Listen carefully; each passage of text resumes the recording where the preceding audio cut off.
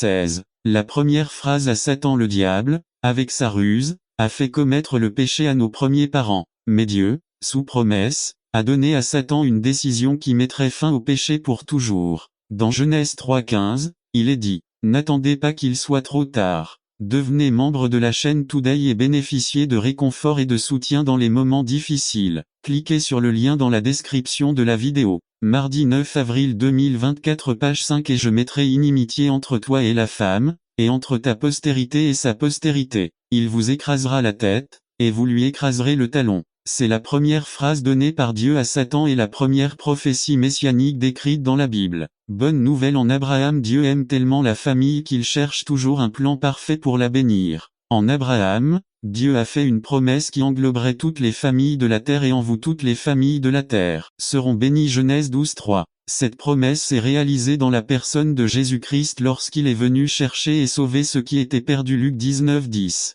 Dans Galates 4:4, l'apôtre Paul dit: mais lorsque la plénitude des temps fut venue, Dieu envoya son Fils, né d'une femme et né sous la loi, pour racheter ceux qui étaient sous la loi, afin que nous recevions l'adoption d'enfants. Paul dit dans Éphésiens 3:15 qu'en Jésus-Christ toute famille dans le ciel et sur la terre prend un nom. Toutes les familles qui acceptent la seigneurie de Jésus-Christ bénéficieront de son nom, même celles qui sont parties avec Christ, et sommes devant sa présence, comme ceux d'entre nous qui vivent encore pour le servir. La famille doit d'abord être soumise au Seigneur. Les femmes mariées doivent être soumises à leur mari comme au Seigneur. Éphésiens 5:22. Marie, aimez vos femmes, comme Christ a aimé l'Église et s'est livré lui-même pour elle. Éphésiens 5:25. Enfants, obéissez à vos parents dans le Seigneur, car cela est juste. Éphésiens 6:1. Observez comment chaque membre de la famille doit être pleinement soumis au Seigneur afin de remplir son rôle correspondant dans l'ordre familial. Si la personne n'est pas soumise à la seigneurie du Christ,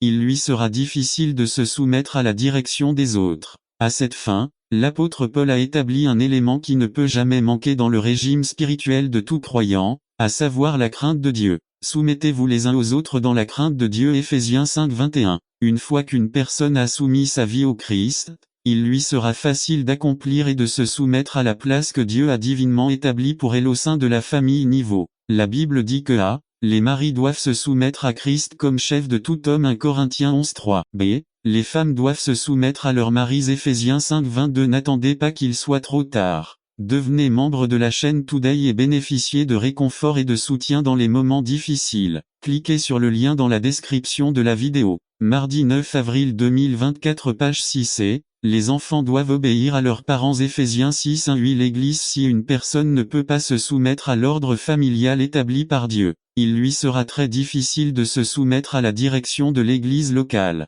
Dans de nombreux endroits, nous voyons des dirigeants ecclésiastiques aux prises avec ce type de personnes qui viennent dans les églises, défiant la direction pastorale et constituant une pierre d'achoppement pour ceux qui veulent orienter leurs pas dans les bons chemins du Seigneur. Romains 16:17 dit: mais je vous exhorte, frères, à prêter attention à ceux qui provoquent des divisions et des offenses contre la doctrine que vous avez apprise, et à vous séparer d'eux. Dans Matthieu 18:6, il est dit: et quiconque fait trébucher l'un de ces petits qui croient en moi, il vaudrait mieux pour lui qu'on lui accroche au cou une meule et qu'il se noie dans les profondeurs de la mer. Les dirigeants ecclésiastiques sont constitués par Dieu, dans un but précis. Éphésiens 4:11 dit: et lui-même a donné les uns pour être apôtres, les autres pour être prophètes, pour d'autres, des évangélistes, aux autres, pasteurs et enseignants, afin de perfectionner les saints pour l'œuvre du ministère, pour l'édification du corps du Christ. Dieu exige que chacun se soumette aux autorités qu'il a établies pour l'édification et le perfectionnement des croyants pour le travail du ministère. 9. 7 principes qui doivent être pris en compte. Sans soumission,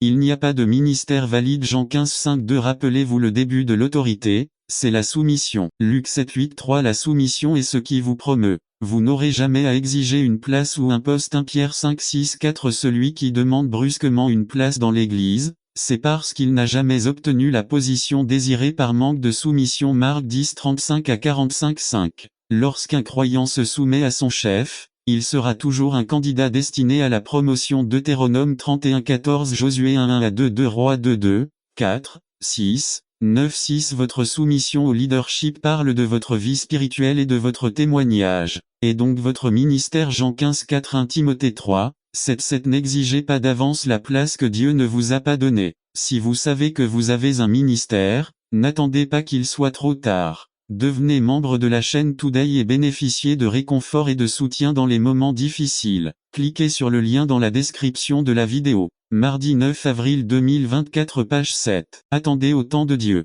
Dieu lui-même témoignera pour vous et ouvrira des portes que personne ne peut fermer pour vous. Job 31, 35 Apocalypse 3, 8. Conclusion. Beaucoup se demanderont à qui dois-je me soumettre dans l'Église. Vous devez vous soumettre à tous les dirigeants et à tous ceux qui travaillent au service de Dieu. La parole nous enseigne qu'il faut se soumettre, depuis celui qui se tient à l'autel pour prêcher la parole, jusqu'à celui qui se tient à la porte en tant que gardien du temple. Traitez avec respect celui qui a un micro à la main, comme celui qui a un balai et une serpillière pour nettoyer la maison de Dieu. La parole du Seigneur dit qu'un verre d'eau donné au nom de Jésus ne restera pas sans récompense. Marc 9, 41. D'où le respect et la considération que chaque croyant doit manifester envers ceux qui travaillent assidûment dans la vigne du Seigneur. Romains 13, 7. Soumission à la direction de l'Église A, obéissance et soumission aux pasteurs. Dans Hébreux 13, 17, il nous dit, obéissez à vos pasteurs et soumettez-vous à eux parce qu'ils veillent sur vos âmes, comme ceux qui doivent rendre compte afin qu'ils le fassent avec joie et sans se plaindre, car cela ne sert à rien. B. À tous ceux qui aident et travaillent dans l'Église. Dans 1 Corinthiens 16, 15 à 18, la parole de Dieu dit, frères, vous savez que la famille de Stéphana est les prémices de l'Achaïe, et qu'elle s'est consacrée au service des saints. Je vous supplie de vous soumettre à des gens comme eux et à tous ceux qui aident et travaillent. Je me réjouis de l'arrivée d'Estéphana, Fortunato et Akeko, car ils ont compensé votre absence. Parce qu'ils ont réconforté mon esprit et le vôtre. Reconnaissez donc de telles personnes et soumettez vous les uns aux autres. Éphésiens 5, 21. Ce lieu correspond au leadership que Dieu a donné à chacun dans différents domaines y compris la zone de travail, où Dieu commande que nous nous soumettions à nos patrons comme au Seigneur. Dans Éphésiens 6, 5 à 7, il est dit 6, 5 Serviteurs, obéissez à vos maîtres terrestres avec crainte et tremblement, dans la simplicité de cœur, comme Christ. 6, 6 non pas sous les yeux, pour plaire aux hommes, mais comme serviteurs de Christ, faisant la volonté de Dieu de tout cœur. 6, 7 servir avec bonne volonté, comme pour le Seigneur et non pour les hommes. Dans 1 Pierre 2, 18, il est dit, serviteurs, soyez soumis en tout respect à nos maîtres, non seulement le bon et le gentil, mais n'attendez pas qu'il soit trop tard. Devenez membre de la chaîne Today et bénéficiez de réconfort et de soutien dans les moments difficiles. Cliquez sur le lien dans la description de la vidéo. Mardi 9 avril 2024 page 8. Aussi à ceux qui sont difficiles à supporter. Dans Tite 2, 9 il est dit, exhortez les serviteurs à se soumettre à leur maître, à plaire en toutes choses, à ne pas être bavards, ne pas frauder, mais se montrer fidèles en tout, afin qu'ils ornent en tout la doctrine de Dieu notre Sauveur. Nous prions pour que Dieu nous aide à mettre sa parole en pratique et que le royaume de Dieu ne soit pas entravé. N'attendez pas qu'il soit trop tard. Devenez membre de la chaîne Today et bénéficiez de réconfort et de soutien dans les moments difficiles. Cliquez sur le lien dans la description de la vidéo.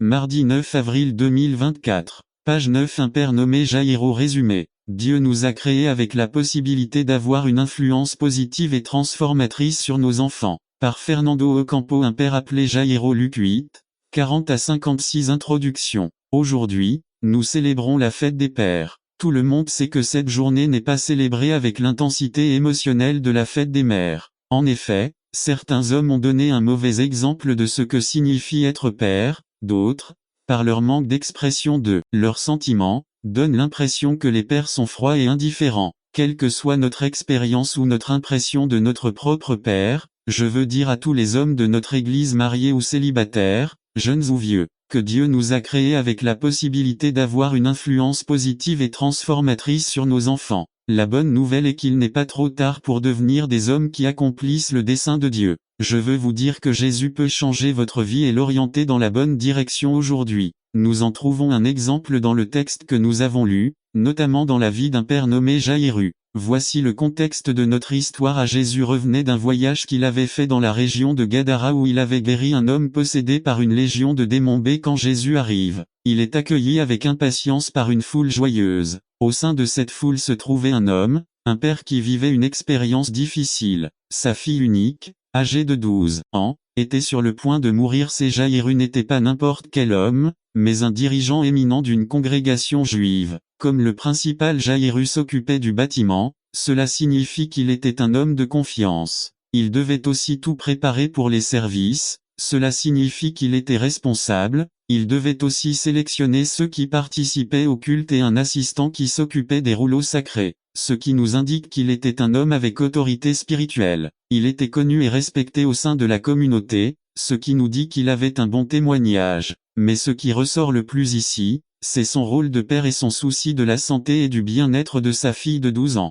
Que pouvons-nous voir chez Jaïro qui nous encourage? Nous parents 1. Jaïru n'avait ni peur ni honte de chercher Jésus V41 a une vérité sur les hommes et que nous avons tendance à nous isoler, à garder le silence et à souffrir en silence. Lorsque nous traversons des difficultés, souvent, c'est une question de tempérament, mais d'autres fois, c'est simplement l'ego lui-même qui nous empêche d'être humbles et d'admettre qu'il existe des situations ou des crises qui échappent complètement à nos mains, à nos efforts et à nos possibilités. N'attendez pas qu'il soit trop tard. Devenez membre de la chaîne Today et bénéficiez de réconfort et de soutien dans les moments difficiles. Cliquez sur le lien dans la description de la vidéo mardi 9 avril 2024 page 1. Nous pensons que demander de l'aide, demander conseil ou montrer tout type d'émotion est un signe de faiblesse. Mais nous ne réalisons pas qu'en réprimant tous ces sentiments, nous devenons plus vulnérables et plus faibles. Nous avons été programmés de telle manière que nous ne réalisons pas que nous nous refusons le privilège de manifester les qualités émotionnelles dont Dieu nous a dotés.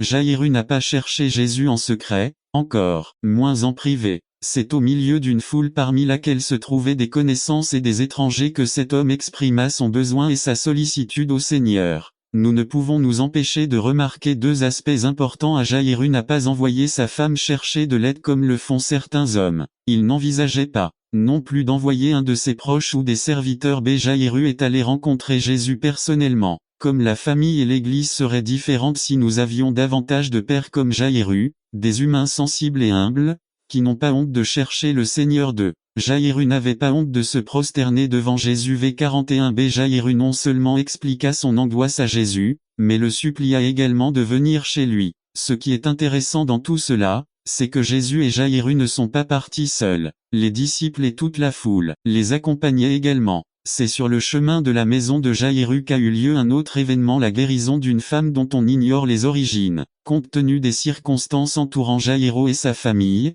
le temps est un facteur important. Et c'est là que l'histoire de la guérison de cette femme renforce l'histoire de Jaïru. Au milieu d'une foule qui le serre, le pousse et lui marche dessus, Jésus s'arrête pour savoir qui l'a touché. Et d'après ce que nous pouvons lire, Jésus n'avait pas l'intention de continuer sans savoir au préalable qui était la personne qui avait touché ses vêtements. Jaïru se tenait à côté de Jésus, raisonnant peut-être, comme les disciples, sur le caractère illogique de la question du Seigneur. C'est apparemment, la femme, une fois découverte, a tout raconté à Jésus qui lui a donné tout le temps pour donner son témoignage. Sinon, comment Lucas a-t-il su que sa maladie durait déjà 12 ans, qu'elle avait tout dépensé et qu'aucun médecin ne pouvait la guérir? Pour Jaïru, ce n'était pas le moment des témoignages, car il était bouleversé par le fait que si Jésus tardait, il pourrait être trop tard pour sa fille. Jésus a un but, la vie de Jaïru serait transformée, mais il devait faire confiance à Jésus. Voici une vérité très importante pour que Dieu agisse dans nos vies de parents. Il ne suffit pas de savoir qu'il peut le faire, nous devons faire un grand pas et ce pas s'appelle la confiance.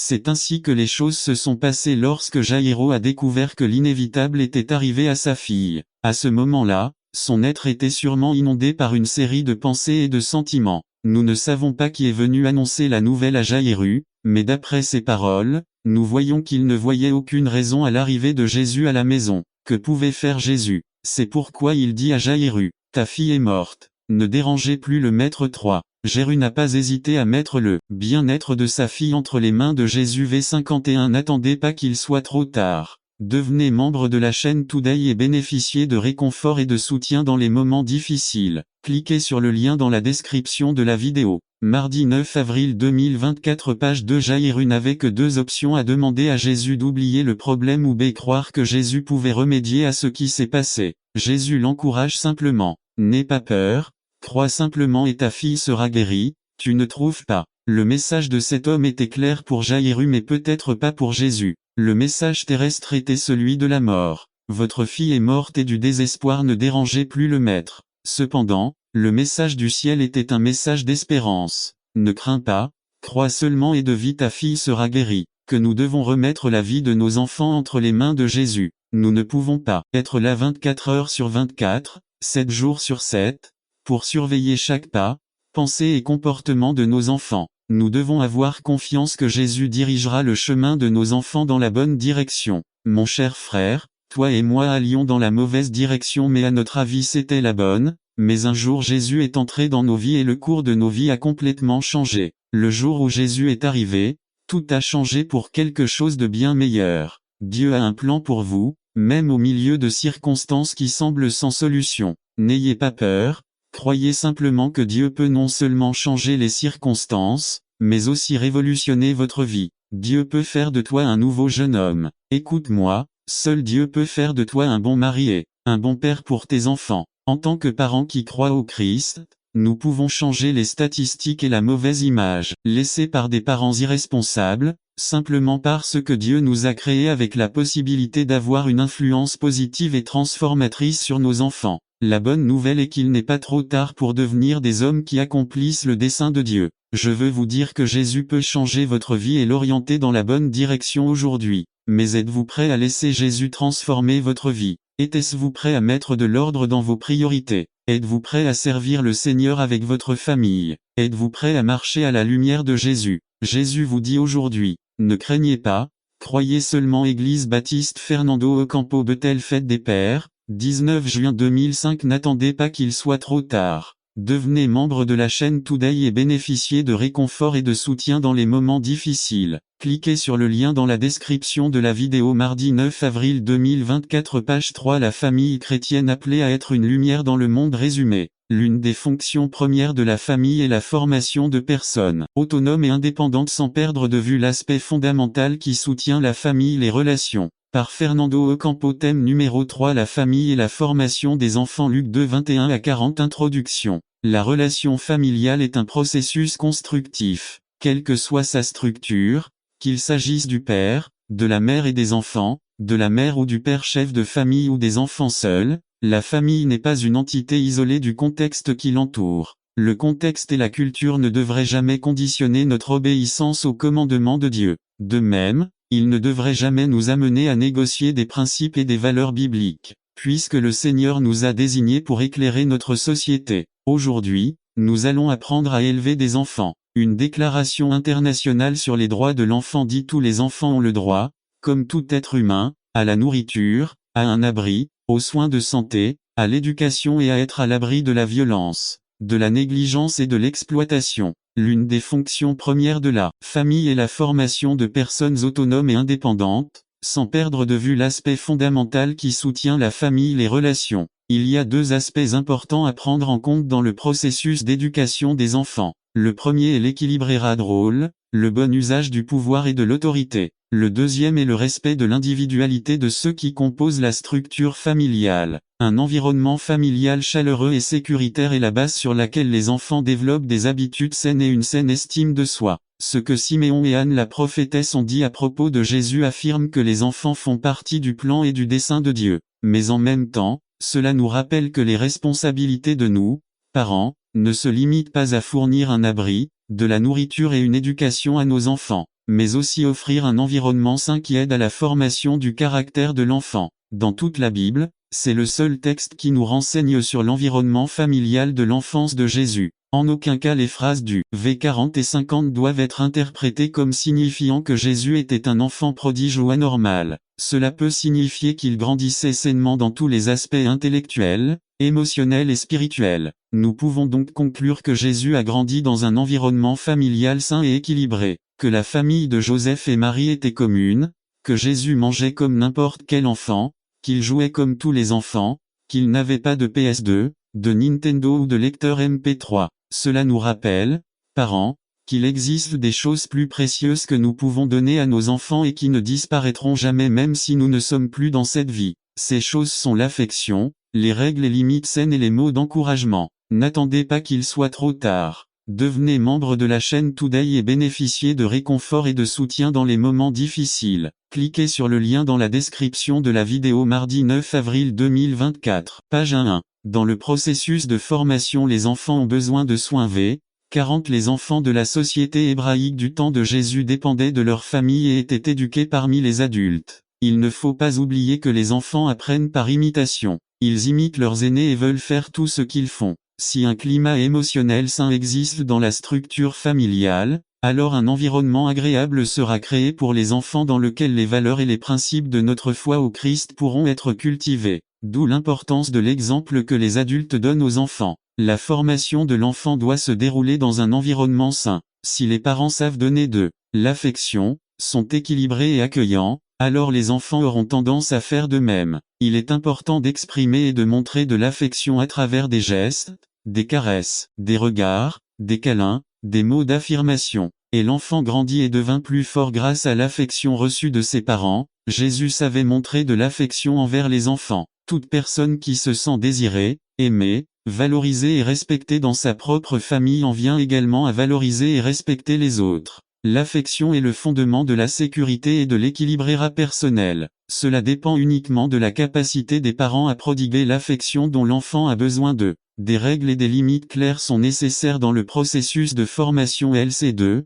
48 à 50 Des soins familiaux permanents et constants aident l'enfant à développer des sentiments de confiance sains. Il ne faut cependant pas être trop permissif. Les enfants, même s'ils ne raisonnent pas avec la rapidité d'un adulte, ne sont pas stupides. C'est pourquoi ils ont besoin de limites, ils ont besoin de savoir ce qui est autorisé et ce qui est interdit ainsi que ce qui se passe lorsqu'ils violent ces limites. Proverbe 22:6 dit, « Instruisez un enfant dans la voie qu'il doit suivre, et quand il sera vieux, il ne s'en éloignera pas. » J'ai entendu de nombreux parents citer ce texte et l'appliquer à l'enseignement de la foi. Ce n'est pas ainsi qu'il est appliqué ou interprété car il implique l'aspect de l'éducation et de la discipline. Laissez-moi vous dire que même Jésus, parce qu'il était Dieu lui-même, n'était pas exempt de règles et de limites. Après les réprimandes de ses parents, il revint vers eux et se soumit aux règles de la maison. Un avertissement sain est de ne pas tomber dans la rigidité ou la permissivité. L'inflexibilité est l'imposition de règles et de limites rigides.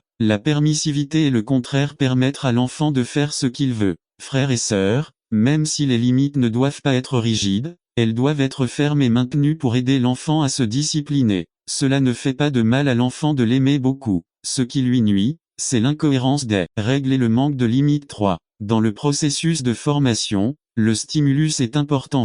52 Ce que nous avons sous les yeux est l'image d'un enfant qui grandit avec une saine estime de soi. Un environnement familial où règnent des bagarres continues, des disputes avec des propos obscènes, des cris et de la violence, crée des sentiments de culpabilité et d'angoisse chez les enfants, puisqu'ils en viennent à penser que les mauvaises choses qui arrivent, bagarres, etc. sont dues à quelque chose qu'il a fait. La critique et la mise en évidence des aspects négatifs des membres de la famille, en particulier des enfants, peuvent les amener à penser qu'ils ne valent rien, à ne pas s'aimer, à ne pas essayer de s'améliorer, à avoir de mauvais résultats scolaires et une faible estime de soi. Jésus, bien qu'humble, n'a jamais eu une faible estime de soi. Vous souvenez-vous de l'interrogatoire d'Anne dans Jean 18, 19 à 24. Le Seigneur n'a pas été intimidé ni n'a eu de complexe d'apitoiement sur son sort lorsqu'après avoir répondu à la question n'attendez pas qu'il soit trop tard. Devenez membre de la chaîne Today et bénéficiez de réconfort et de soutien dans les moments difficiles. Cliquez sur le lien dans la description de la vidéo.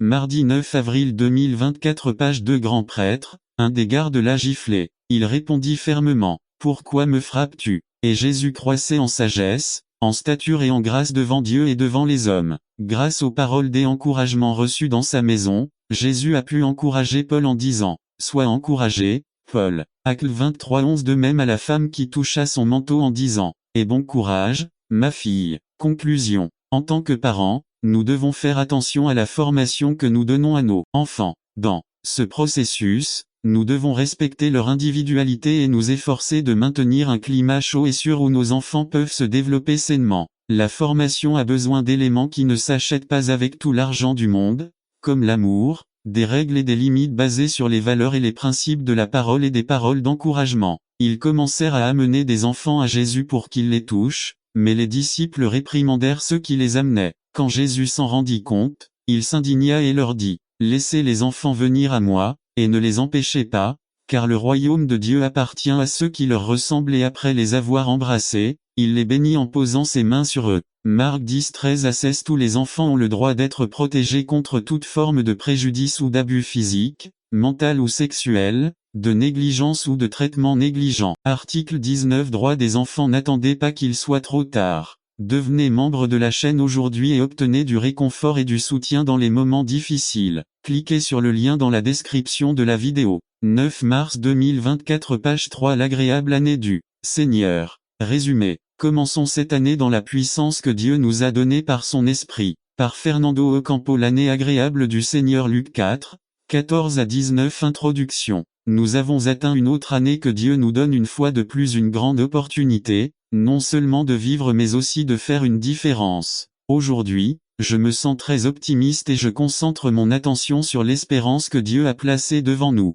C'est pourquoi, frères bien-aimés, je vous encourage à continuer ensemble, nous encourageant mutuellement dans la course à la foi. Commençons cette nouvelle année avec Dieu. Commençons cette année dans la puissance que Dieu nous a donnée à travers son esprit. 2005 n'est pas l'année du coq, mais l'année de la faveur du Seigneur. Le texte que nous avons lu nous dit que le Seigneur Jésus, après avoir traversé une période d'épreuve dans le désert, est retourné au lieu de son éducation pour accomplir le dessein de Dieu dans la puissance de l'Esprit. Ce n'est pas que Dieu ait plusieurs desseins, mais que dans le dessein de Dieu, chacune de nos vies a une tâche spécifique à accomplir. Non pas dans notre force mais dans la puissance et la plénitude de l'Esprit du Christ. Transition. La situation de notre monde exige de nous premièrement une vie de prière et deuxièmement une vie soumise à la Seigneurie du Christ. C'est là que le dessein de Dieu s'accomplit dans nos vies. 1. Le Seigneur Jésus commence son ministère non seulement dans la puissance de l'Esprit mais aussi ayant un peuple avec des gens difficiles autour de lui. L'année agréable du Seigneur signifie que Dieu prolonge encore sa patience envers notre monde et qu'au milieu de tous les obstacles, il réalisera son plan rédempteur pour l'humanité. L'année acceptable du Seigneur signifie que Dieu nous donne une autre occasion de recommencer, de réévaluer notre vie, nos priorités et nos objectifs. Dans l'accomplissement de sa mission et de la volonté de Dieu, Jésus s'éloigne de sa famille immédiate, quittant la ville où il a grandi ainsi que la tradition religieuse. L'Esprit de Dieu ne peut pas travailler librera lorsque son peuple est limité par le traditionnalisme. C'était la puissance de l'Esprit qui a emmené Jésus dans des endroits où personne n'osait aller, il était avec des gens avec lesquels personne n'osait sortir, Jésus a fait des choses qu'aucun rabbin de son calibre ne ferait. C'est par la puissance de l'Esprit que Jésus a trouvé des disciples dans les endroits les moins prometteurs. La vision du Seigneur n'était pas la même que celle des dirigeants de son temps. Il faisait une distinction entre les justes et les pécheurs. Mais pour Jésus, tout le monde était pécheur. C'est pourquoi il a offert à tous le même traitement et le même salut. L'Esprit du Seigneur est sur moi plus qu'une déclaration, c'est la base sur laquelle Jésus porterait. N'attendez pas qu'il soit trop tard. Devenez membre de la chaîne Today et bénéficiez de réconfort et de soutien dans les moments difficiles. Cliquez sur le lien dans la description de la vidéo. Mardi 9 avril 2024 page 1 Exercer son ministère. Ce serait la base du succès de la mission de l'Église. Et vous recevrez une puissance lorsque le Saint-Esprit viendra sur vous. Acte 1, 8-2. Jésus parle d'un ministère aux nations si c'est l'année du Seigneur, si le Seigneur a été satisfait de nous, si le Seigneur nous a donné une autre opportunité, si le Seigneur nous adresse l'invitation pour répondre à son appel, il ne nous appartient pas de rester là à attendre, mais sortir et franchir la frontière du confort. Dans son exemple de la veuve de Sarepta et de Naaman le Syrien v 25 à 27, Jésus illustre un ministère qui s'étendrait au-delà d'Israël. Pourquoi aller à Buffalo, New York? Pourquoi aller au Chili ou dans tout autre pays? Parce que dans la vision de Jésus, un ministère au-delà d'Israël est envisagé, non pas sur la base de stratégies, de méthodes d'évangélisation ou de dénomination, mais dans cette grande vérité. L'Esprit du Seigneur est sur moi, parce qu'il m'a oint. L'intérêt de Jésus était et continue d'être le peuple et ses besoins, et non l'institution ou la dénomination. Dieu a oint chacun de nous qui a cru au Christ par la foi, de son esprit. C'est ainsi que l'apôtre Jean l'exprime dans sa lettre. Vous avez l'onction du Saint, et vous savez toutes choses. 1 JN 2, 20. L'onction nous a été donnée pour annoncer la bonne nouvelle qu'en Christ il y a un but et la plénitude de la vie. Répondez à l'appel de Dieu et vivez selon les normes divines. Servir notre communauté en montrant l'amour de Dieu de manière pratique, en restaurant la vie de chaque personne que Dieu met sur notre chemin. Conclusion. Les besoins actuels de notre monde et de notre nation exigent que nous agissions. Ne précipitons pas les résultats. Laissons Dieu agir comme bon lui semble. Cette année, nous commençons avec une vision nouvelle et stimulante. Agissons et concentrons-nous sur Dieu. Laissons de côté tout ce qui nous empêche de consacrer notre vie au Seigneur. Arrêtons de nous disputer, de nous battre et de nous critiquer. Efforçons-nous plutôt, sacrifions-nous et attendons patiemment les fruits. L'Esprit du Seigneur est sur moi, parce qu'il m'a oint pour apporter la bonne nouvelle, il m'a envoyé pour guérir, pour proclamer la liberté, pour prêcher une année de grâce du Seigneur. Fernando Ocampo, 12 janvier 2005. N'attendez pas qu'il soit trop tard. Devenez membre de la chaîne Today et bénéficiez de réconfort et de soutien dans les moments difficiles. Cliquez sur le lien dans la description de la vidéo. 9 avril 2024, page 2. La puissance du défi résumé. Le défi que Jésus nous présente nécessite des gens ordinaires pour un travail extraordinaire. Par Fernando Ocampo. Le pouvoir du défi. Matthieu 14, 13 à 21. Introduction. Peut-être avez-vous entendu parler du pouvoir des mots, ou peut-être avez-vous entendu parler de l'énergie positive, ou le pouvoir de la pensée positive. Beaucoup de gens recherchent tout ce qui est positif car cela stimule leur vie. Aujourd'hui, je veux que nous apprenions le pouvoir du défi. Défier signifie provoquer, défier, inciter à la compétition personnelle. De nombreuses personnes n'aiment pas les défis parce qu'elles ont peur de l'inconnu ou parce qu'elles se sentent trop inadéquates pour affronter ce qui les attend. Souvent, les défis ne sont pas bien reçus parce que les gens sont bien dans leur zone de confort et satisfaits de ce qu'ils ont. D'un autre côté, il y a des gens qui aiment les défis et les risques. Il existe une émission télévisée intitulée Fear Factor. Le facteur peur. Dans ce programme, les concurrents reçoivent un prix qu'ils peuvent gagner. Mais pour l'obtenir, ils doivent passer une série de tests psychologiques pour vaincre leur peur. Ce programme est conçu pour enseigner aux participants qu'un défi demande des efforts et de la persévérance. Transition. À une occasion, Jésus a lancé à ses disciples un grand défi qui ne nécessitait aucun type de test psychologique, mais la foi. Lisons le passage de Matthieu 14, 13 à 21. Le défi que Jésus nous présente est totalement différent. C'est un défi qui requiert des gens ordinaires pour un travail extraordinaire, et des personnes imparfaites pour accomplir le dessein de Dieu. C'est là que réside la puissance du défi que Jésus lance à notre Église. C'est dans ce contexte que se déroule le texte. Jésus vient de recevoir une mauvaise nouvelle concernant son cousin Jean-Baptiste qui a été décapité. C'était une période difficile pour le Seigneur et il avait besoin de temps pour faire son deuil, de temps pour clarifier beaucoup de choses qui étaient sûrement dans son esprit et dans son cœur. Jésus avait besoin de temps pour être seul avec le Père. La foule entendit parler de ce qui était arrivé à Jean, mais ne montra aucune sympathie envers Jésus. L'affaire de Juan n'avait pas d'importance. C'est pourquoi, lorsqu'ils voient Jésus traverser la mer sans y penser, ils le suivent à pied le long du rivage. Ils ont dû aller à une telle vitesse qu'ils sont apparemment arrivés avant lui. En arrivant de l'autre côté, Jésus réalise qu'il doit se concentrer à nouveau sur le dessein de Dieu. En quittant le bateau, il voit une grande foulée. Au milieu de son deuil personnel, Jésus fait ce qu'aucun de nous ne ferait, placer les besoins des autres avant les siens. Nous avons tous des problèmes. Dans toutes les églises nous trouverons plus d'une situation qui nous épuise et consomme nos forces. Nous tous qui composons l'église du Seigneur sommes des êtres humains rachetés par la grâce de Dieu. Mais ce qui maintient une église sur le bon chemin, même malgré les problèmes, c'est le défi que Dieu n'attend pas qu'il soit trop tard. Devenez membre de la chaîne Today et bénéficiez de réconfort et de soutien dans les moments difficiles. Cliquez sur le lien dans la description de la vidéo. Mardi 9 avril 2024, page 1 nous a mis en avant, acte 1, 8. Pour cette raison, après avoir fait sa part, Jésus se tourne vers les disciples et les met au défi de faire la leur. V 15 à 16. Cela nous rappelle la dynamique de la vie de l'Église. Quand les membres voient que les gens commencent à arriver, ils s'excitent, ils viennent devant. Là ils pleurent, ils promettent et pendant quelques dimanches ils sont les premiers à arriver tôt.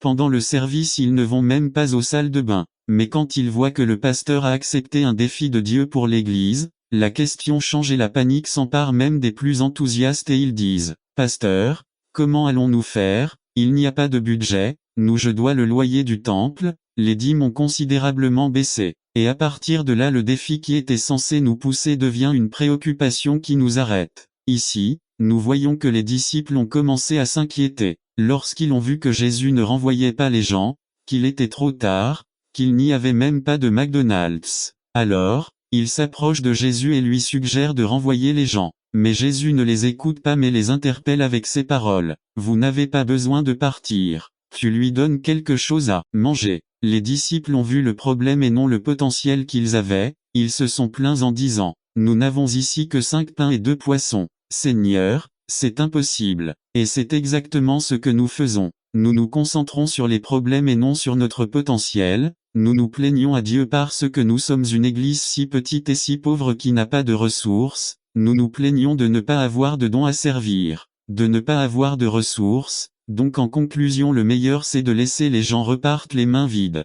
Frères, le défi de Jésus n'est pas que l'église baptiste de Bethel devienne une tranchée où ses membres séjournent confortablement, mais qu'elle soit une église axée sur la mission. Le défi de Dieu n'est pas que nous nous entretuions en combattant, en bavardant et en divisant le corps du Christ, mais plutôt en nous efforçant de maintenir l'unité de l'esprit dans le lien de la paix. Jésus se rend compte que ses disciples n'arrivent à rien et qu'ils s'arrachent les cheveux en disant impossible, impossible. Il voit qu'ils veulent faire ce qu'il demande, mais le doute et la peur prédominent. Il voit le besoin du peuple et décide d'intervenir. Il rassemble les pains et les poissons et se prépare à les utiliser. Mes frères, Dieu peut utiliser et utilisera les quelques ou les nombreuses ressources dont nous disposons pour faire des miracles. Jésus a donné aux gens l'opportunité de connaître Dieu, nous devons aussi faire de même. Le défi de Dieu exige des sacrifices personnels et de la compassion pour les perdus. Les personnes sans Christ ont besoin de soutien, d'aide, d'amour mais surtout de rencontrer Jésus. Il est la solution ultime aux problèmes de votre vie, le péché et la peur. Dieu a besoin que nous ayons une vision claire de où nous allons et de ce que nous faisons.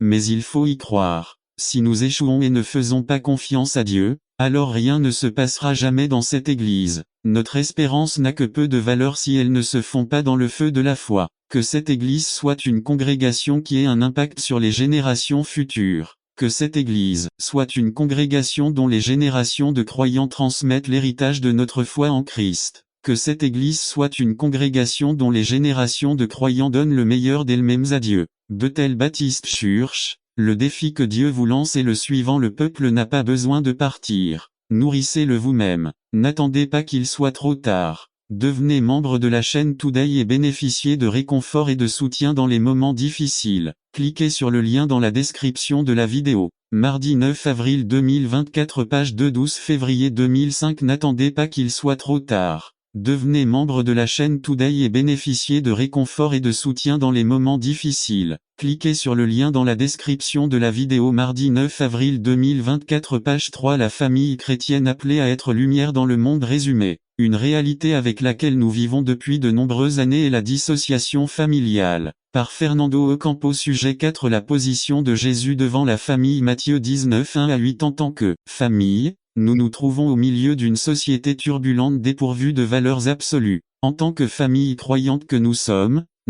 appelés à être lumière et à présenter un nouveau mode de vie basé sur l'espérance qui nous a été donnée par le Seigneur. La relation familiale est un processus constructif et la base fondamentale du développement et du fonctionnement de la famille. Cependant, une réalité avec laquelle nous vivons depuis de nombreuses années est la dissociation familiale, produit de la rupture des relations qui mène à la séparation ou au divorce. Et ce n'est pas seulement une question du monde, mais elle est également présente dans l'Église aujourd'hui. Avec la violence domestique, les abus sexuels, psychologiques et émotionnels, la séparation est l'un des grands monstres qui menacent la famille, en particulier les enfants. Je ne parlerai pas du sujet du divorce ou de la séparation car c'est un sujet assez controversé qui a généré des positions extrémistes avec lesquelles je ne suis pas d'accord. Cependant, je veux vous dire que j'ai cru en un Dieu qui pardonne et restaure la famille, qui pourra reprendre les morceaux brisés et endommagés et les transformer en vases utiles à sa gloire. Le sujet que je souhaite aborder concerne la position de Jésus concernant la famille. Pour les Juifs, la famille a toujours été le centre de leur vie. Au temps de Jésus, la famille avait une importance primordiale. Pour les rabbins de l'époque, le père et la mère étaient considérés comme les partenaires de Dieu dans la procréation. Ils pensaient qu'avoir des enfants était une obligation, au point que quiconque ne remplissait pas cette obligation était considéré comme un meurtrier. De ce point de vue et dans ce contexte, personne ne devrait rester célibataire. Certains rabbins disaient que l'homme célibataire est un homme insatisfait, qu'un homme sans famille est un homme sans joie et sans bénédiction. Dans les lois et les valeurs de l'époque, l'unité de la famille était si importante que, par exemple, Si le père de famille commettait un crime, non seulement lui, mais aussi sa femme et ses enfants pouvaient facilement aller en prison punition. De plus, les gens pensaient que même les péchés des parents étaient, d'une manière ou d'une autre, transmis aux enfants. Les lois de l'époque protégeaient la continuité de la famille à tel point que, si une femme était veuve et sans enfant, les frères célibataires de son mari décédé devaient l'épouser,